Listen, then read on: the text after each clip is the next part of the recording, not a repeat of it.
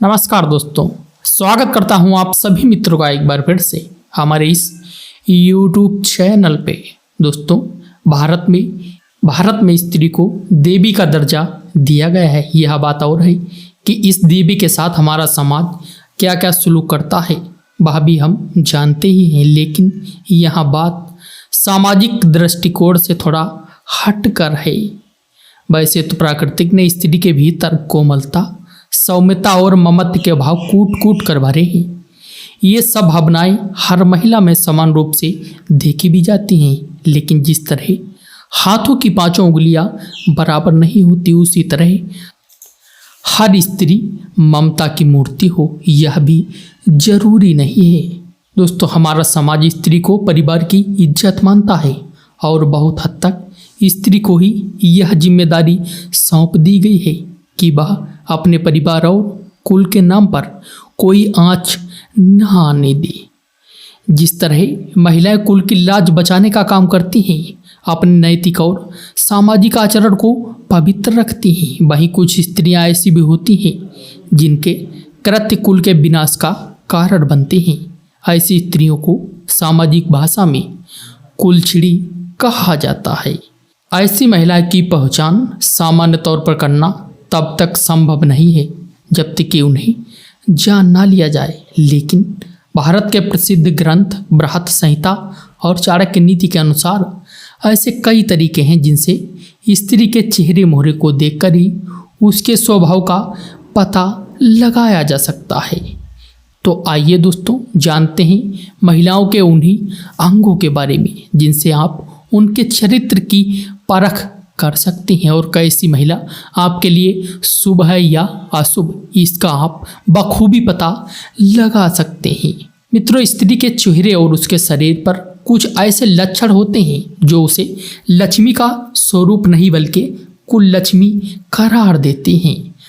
चाणक्य नीति के अनुसार ऐसी स्त्री जिसके पैर की कनिष्ठिका उंगली या उसके साथ वाली उंगली धरती को स्पर्श ना करती हो, अंगूठे के साथ वाली उंगली अंगूठे से बहुत ज़्यादा लंबी हो, तो ऐसी स्त्रियां हालात और स्थिति के अनुसार अपना चरित्र बदल लेती हैं। ऐसी स्त्रियां बहुत ही क्रोधी स्वभाव की होती हैं और उन पर नियंत्रण स्थापित करना बहुत कठिन होता है। इनके चरित्र पर विश्वास भी नहीं किया जा सकता है।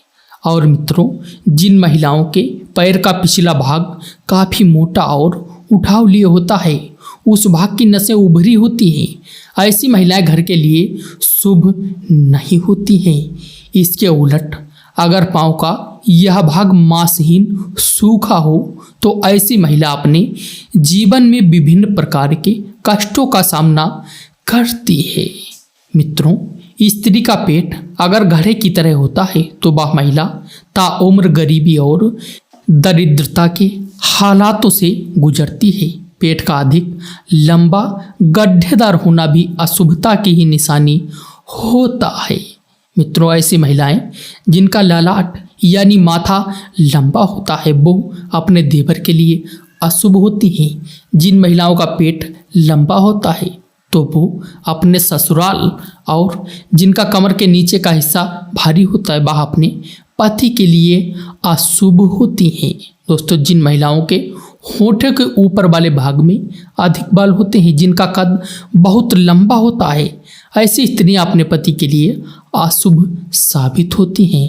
ऐसी स्त्रियां जिनके कानों में बहुत अधिक बाल होते हैं, उनका आकार असमान होता है, तो ऐसी स्त्रियां घर में क्लेश की वजह बनती हैं। मोटे, लंबे और चौड़े दांत जो बाहर निकलते प्रतीत होते हैं, तो ऐसी स्त्री के जीवन में हमेशा दुखों के बादल छाए रहते हैं। मसूड़ों का काला होना भी स्त्री के दुर्भाग्य की ही निशानी है। जिस स्त्री की हथेली पर कोई ऐसा चिन्ह हो जो किसी मांसभक्षी पक्षी या पशु जैसे कौवा, उल्लू, सांप, भेड़िया आदि के तरह दिखता हो, ऐसी स्त्रियां दूसरों के दुख का कारण बनती हैं।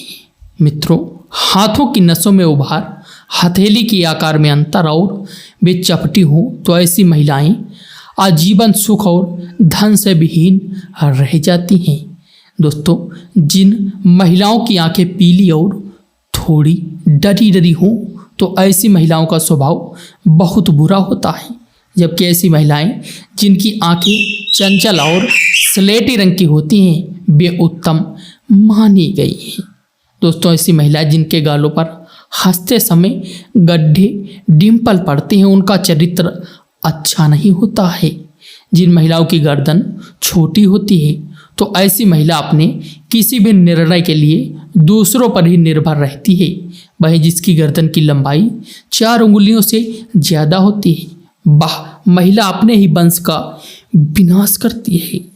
मित्रों, चपटी गर्दन वाली महिलाओं की विशेषता उनका अत्यधिक गुस्सैल और क्रूर स्वभाव होता है। दोस्तों, यहाँ हम किसी भी तरह से स्त्री को शुभ या अशुभ की श्रेणी में विभाजित नहीं कर रहे हैं और ना ही ऐसा कोई प्रयास कर रहे हैं जिससे स्त्री की गरिमा का हनन हो। यह एक सामान्य सा वीडियो है जो कि शास्त्रों और पुराणों पर निर्भर करता है और इसको मानना या न मानना आपके निजी सोच और अनुभवों पर निर्भर करता है।